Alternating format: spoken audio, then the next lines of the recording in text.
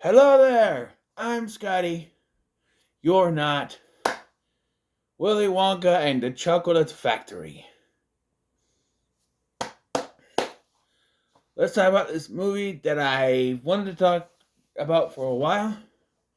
And I thought I had already talked about it on this channel, but I guess I never reviewed this. I've looked it up several times. I have not.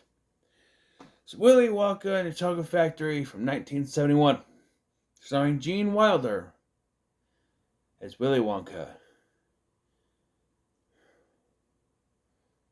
You know, I've said this a few times. When you watch a movie when you're younger, stuff changes and you notice a lot of things. A lot of things. So we're not only going to talk about and review this movie, we're going to analyze this movie.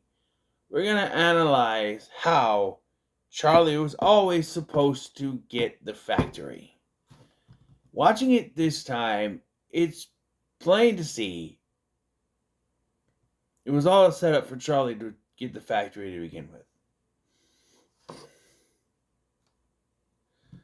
So let me explain. So there was some behind the scenes stuff to talk about. Apparently, Roald Dahl himself, who wrote the book, did not like this movie.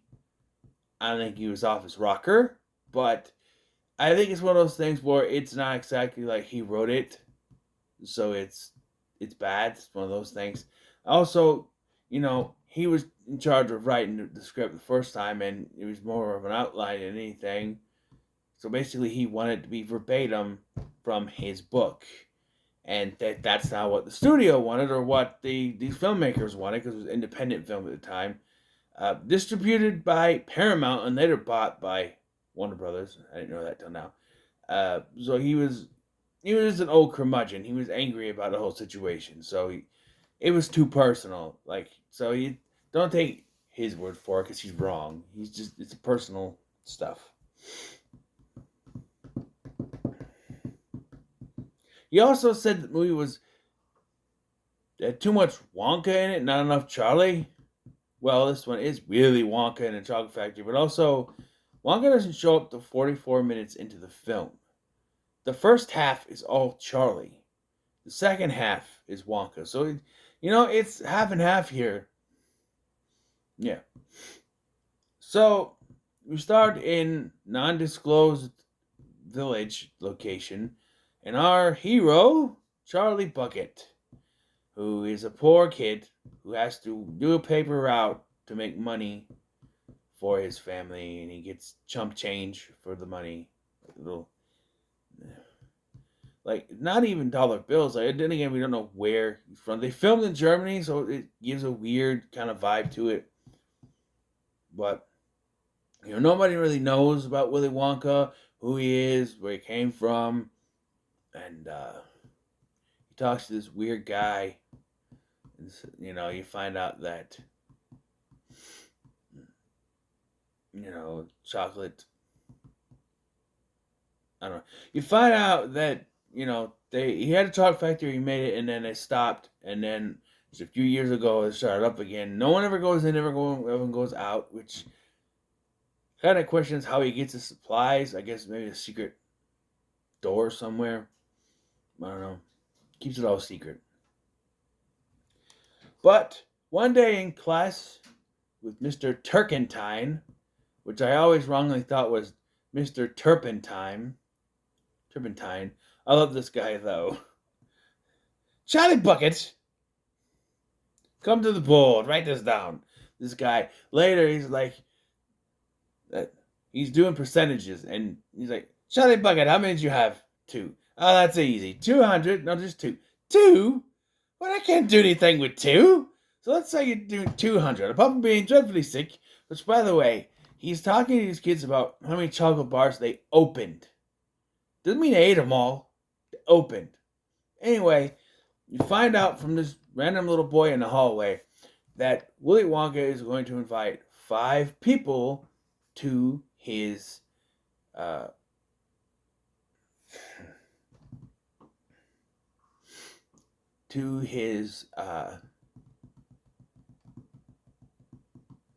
factory. Sorry.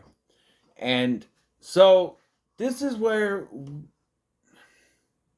we begin our analysis. Okay, so 5 lucky people will get 5 golden tickets, and then they get a tour of the factory, and one of them will be chosen to get a lifetime supply of chocolate.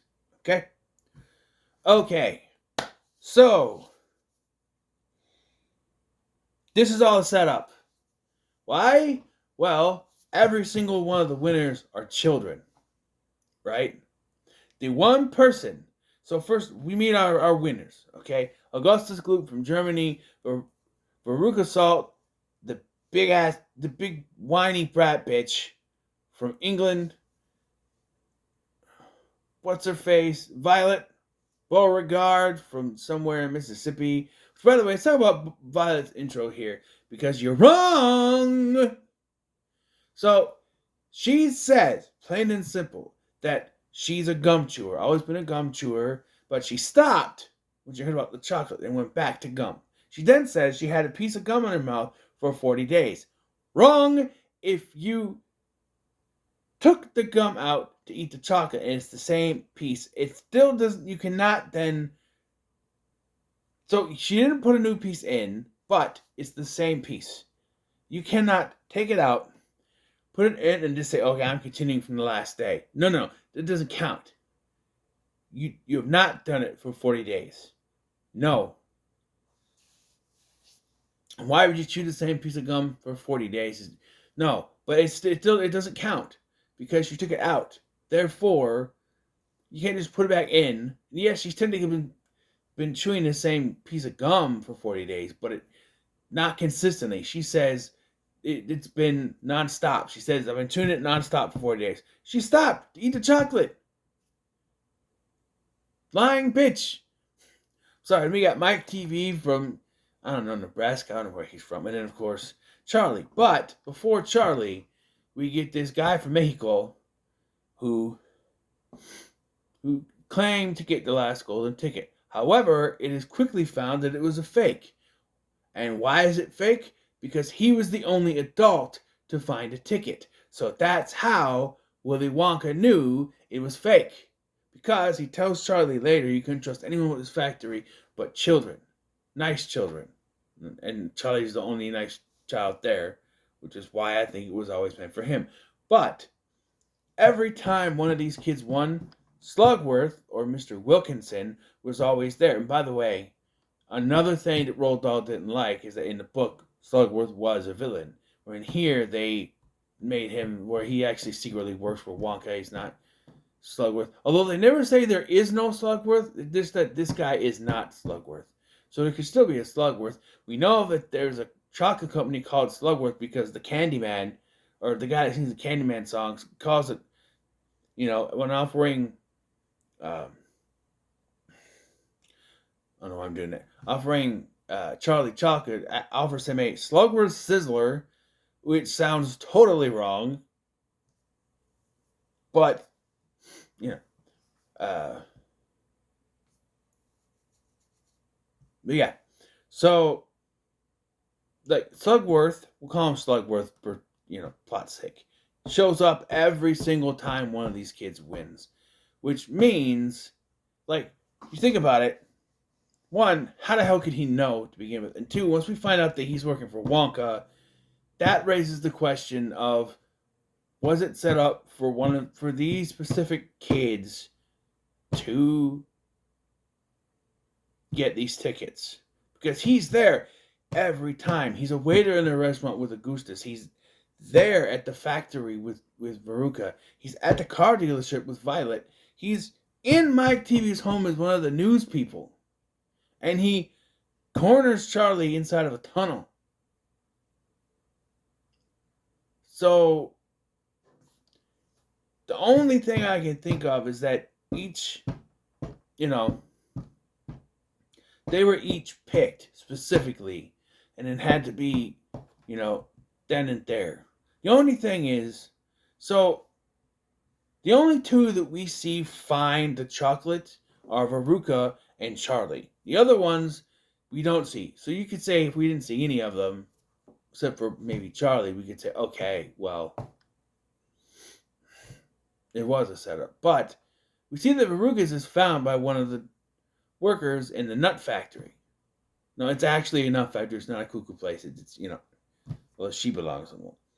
So, unless they specifically sent those bars to the factory and one of them had the ticket and they knew about it, or maybe Slugworth, maybe Slugworth was sneaking around handing the chocolate bars and had that specific one, handed it to the girl. Hey, I found one. There you go. Maybe he's sneaking around.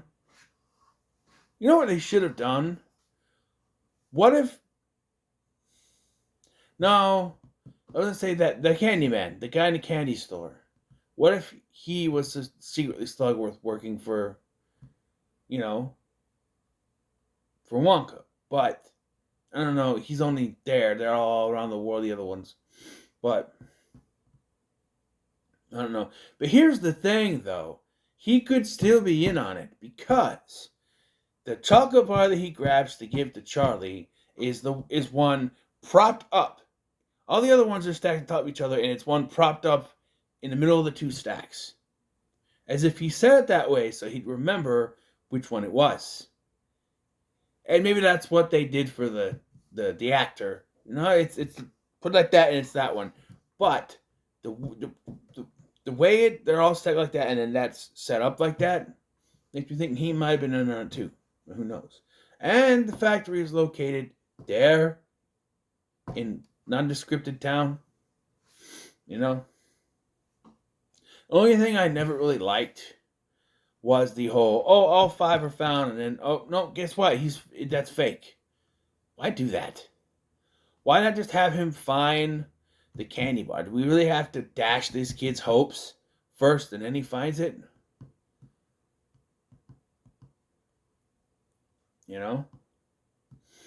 But also, would have been interesting if they didn't do the news story revealing the guy faked it. Well, they said all five are found, all five are done, and the next day he buys that candy bar. He takes it home to Grandpa Joe, and Grandpa Joe's like, I don't want it. You eat it. But they open it, right? Or maybe he's like, oh, okay, I'll open it, Charlie, and open it, and they find it inside. Then they know that guy's a fake, or one of them is faking, right? I don't know. It's an interesting way to go. I don't know how they would deal with it. That's the thing. So anyway, once he takes this back home, he wants Grandpa Joe. By the way, were they lazy on naming the husband and wife combinations in this movie? Because you have Grandpa Joe and Grandma Josephine, Grandpa George and Grandma Georgina, and then Veruca's parents are Henry and Henrietta. I'm sorry, but that's too many people marrying someone with a similar name that it doesn't work. I know it's based on a children's book, and that could have been what they're in the book, but for a live action film, if it was a cartoon film, I could dismiss that. But this is a live action film, and it's Also, that Cheer Up Charlie song is the most boring song to ever be in a movie. I don't think it was in the original release, but now it's in every version, and Anyway, so Grandpa Joe has been bedridden for 20 years, right? And all of a sudden he gets up, he has a little problem, but then is dancing around the place. Okay, so we finally meet Wonka the next day, which, by the way, more proof that it was set up for Charlie to get the ticket. The deadline for when all this is going to happen is the very next day from when he found it. So they announced that the fifth one that was found was a fake, and that there's still one out there. And they didn't change the deadline, and then Charlie just so happens to find the ticket right afterwards. The candy counter guy has to be in on it. It just makes too much sense, right? So they go, we meet Willy Wonka for the very first time, because he's been hidden in shadows. We never see him. We only hear about him. And it's Gene Wilder. And this was Gene Wilder's, this introduction was his one caveat for joining the film. Is he wanted to show up walking with a cane, make it look like he's disabled, and then as he looks like he's about to fall over, he does the somersault flip. And he did this because from that moment on, you're not sure if he's telling the truth or lying. And that is fucking brilliant. That is great. That's why Gene Wilder was one of the greatest minds in acting movie history ever, because that is brilliant. Excuse me. I need a drink. My voice is my throat's a little dry. All right, so we start the tour of the Wonka factory. And we start with signing the thing that has the small print you can't read. Everyone's hesitant because, of course, the adults know. No, you don't sign that stuff, you don't know. But the kids, again, to Wonka's credit, the kids, they don't listen to the parents. So they all sign it. And Charlie asked first, "What do I do, Grandpa?" Go ahead and sign it. So we start with them walking through a corridor into a closet that somehow they can go through one door and then go out the same door. Just been through there. Which I love that quote, by the way. Just been through there. By the way, Veruca's dad is about as annoying as she is. Every time something happens, nonsense. A little bit of nonsense now and then, even to the wisest men.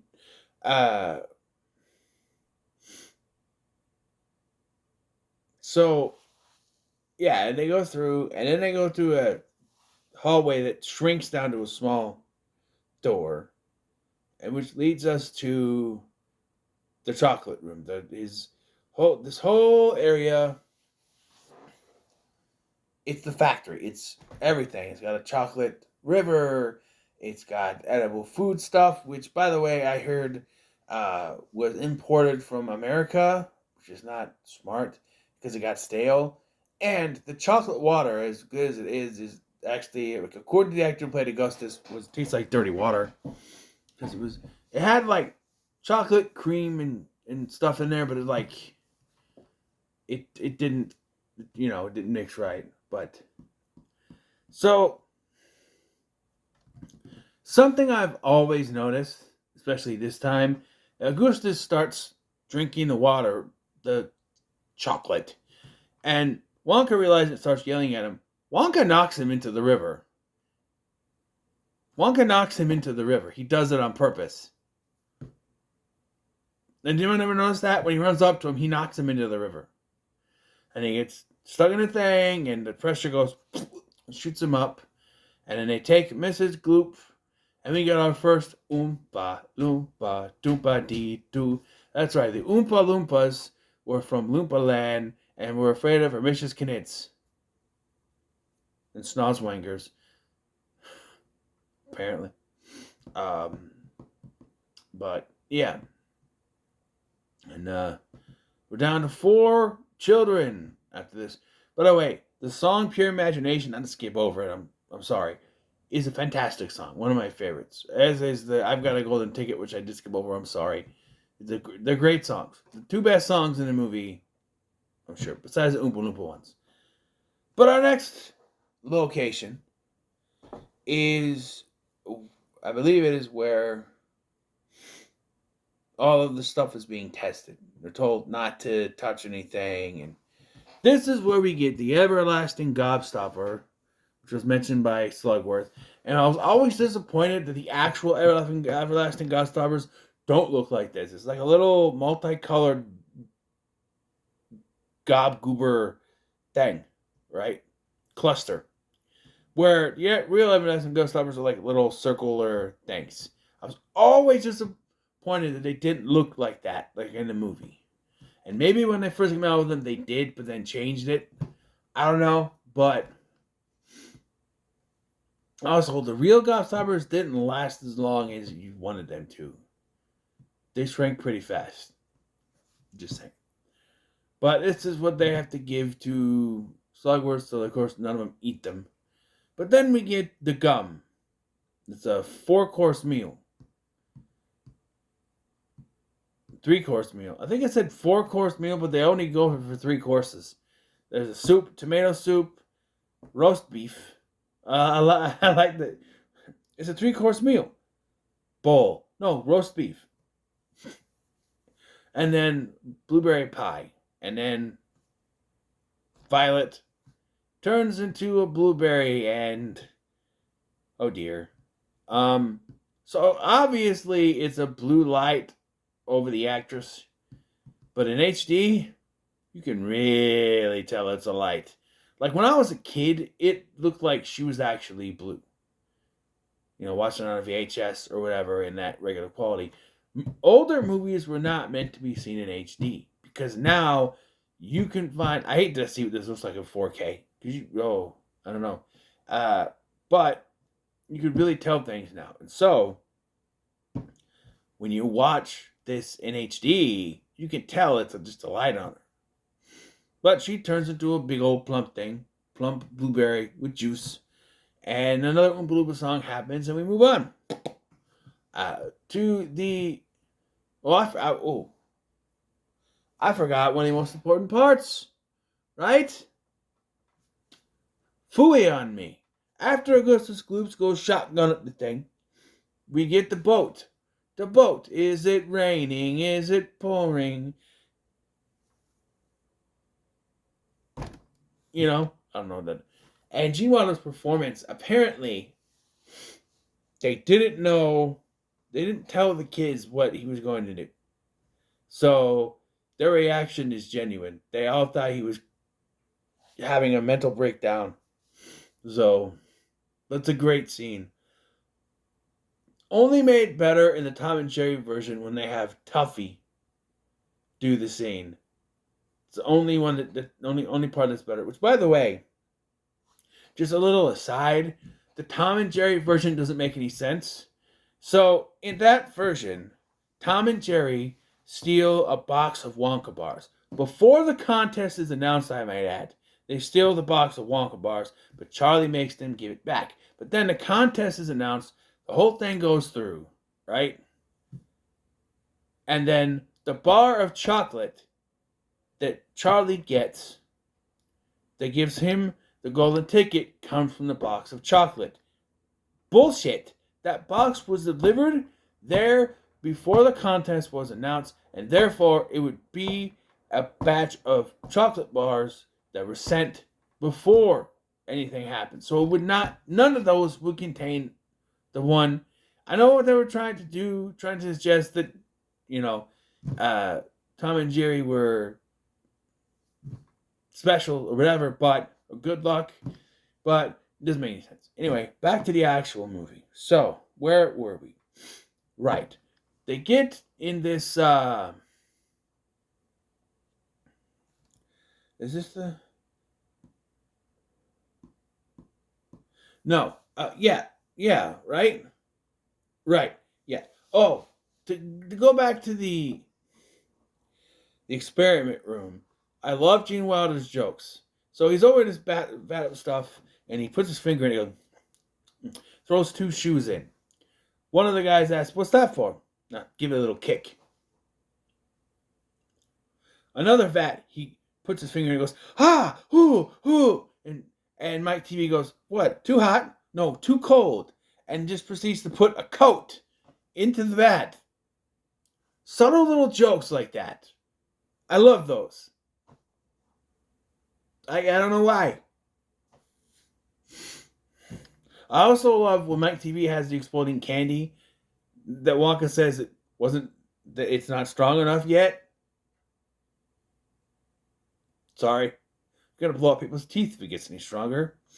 Anyway, they get in this machine that's powered by Double Bubble Burpa-Cola, which is a soda I really want. Double Bubble Burpa-Cola. Double Bubble Burpa-Cola. It's powered by any other colas, ginger beer, ginger ale, anything with bubbles, Double Bubble Burpa-Cola. The whole thing. And then a whole bunch of foam covers them, which apparently was a chemical that hurt that gave their bad skin reaction. I know it's kind of a Debbie Downer situation where all this looks really good, and then you hear what it actually was. So then they go in and they show the fizzy lifting drinks, and I hate to burst the bubble here, but Charlie and Grandpa Joe were never in any danger. Not because Charlie was always supposed to win, but well, okay. So they're told not to touch the drinks because they're not ready yet. They're too powerful. So they drink them anyway, and then they go all the way up, and there's a fan up there, right? And they said they're going to be cut to pieces. However, there is a a T-shaped thing blocking them from going up. And you see them touching the T-shaped thing as they go up. They would not get cut because they just touched the T thing and hang there for a while until somebody came in and saw them. They were never in any danger. And then they start to burp, which releases the gas, and they go down, And it's really just an isolated scene that no one says anything about to the end of the movie. And then we get to Don't Care Now, How I Want It Now. So Veruca Salt has annoyingly been saying, I want this, I want that, I want this, I want it now, Daddy. She wants the Oompa Loompa. She wanted the boat. And she didn't want the boat. And then now she wants the goose that lays the golden eggs. By the way, everyone is surprised to see how big those eggs are. And Wonka acts like he just sells them in the store. Or they melt them down for the chocolate river. I don't know. But those are some big chocolate eggs. That's a lot of chocolates. But, yeah, so then Veruca sings the, I want it all. I want the whole world. That song. And then she falls through the thing. Because we find out that it judges you if you're a good egg or a bad egg. And that leads to the joke where she stands on top of the thing and gets sent down. Burnt. And then Willy Wonka goes, she was a bad egg. Oh, that joke only to be topped by Grandpa Joe's after Mr. Salt jumps in after her. Well, Mr. Salt got what he wanted. What? Veruca went first. I don't know. I like that kind of humor, I guess. But, yeah. So now it's down to 2. And so this is at the point, and I want to point out that except for the fizzy lifting drinks challenge, every single one of these things that happened to them were tailor-made for these kids, these specific kids. The River of Chocolate, all of Goose's Gloop has been done eating. And he says to the thing, it's going to cost him a fortune in fudge. And how does he go? A river of chocolate. Right? Violet talks about constantly chewing gum. What takes her out? Gum. Veruca constantly wanting everything. And she goes out singing a song about what? Wanting everything. Lured by a big golden goose that lays the chocolate eggs. Right? And suddenly he knew she would want something. And this obviously, was a tipping point. So, what's this last room? Wonka Vision. Tailor-made for someone who loves to watch TV. So, show that they have a giant chocolate bar that they use the Wonka Vision to turn into a regular sized chocolate bar, which I guess all the props were just cardboard and a wrapper. But, so Mike TV that is, jumps in and shrinks himself, making himself tiny, and then they're gonna go stretch him out. Another Oompa Loompa song. Brother is another Oompa Loompa song too. So then we get to the end of the movie, where Wonka just says goodbye, doors that way, and that's it. Grandpa Joe is angry, gets an argument with him, but he says, I said good day, sir. And so he's like, okay, let's give Slogan what he wants. But Charlie, for some reason that's never really explained, gives back the gobstopper. And I've seen this movie plenty of times, and even I cannot figure out why he does it. I think we're just supposed to believe that he's a good kid. So even though he's been cheated out of this, he still doesn't want to do it.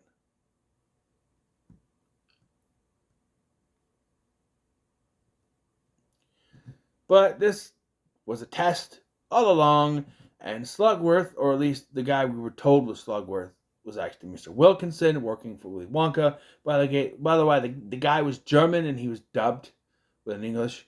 And this time I noticed it. I was like, oh yeah, he's not actually speaking those words. But, yeah. Everything was a test. Yeah. But people always say that everyone else died and are used for ingredients for his chocolate. However, there is a line that I've always caught that suggests otherwise. He says that all the rest of them will be fine and they'll turn back to their horrible selves. So, in other words, he has a way to wipe their minds of ever knowing anything in the factory, which makes sense because he wants no one to know about anything in the factory. So, erasing their minds would do that, you know? So, here's the big question that's probably on your mind. If Charlie was always intended to do this, why was always intended to win? Why 5 people?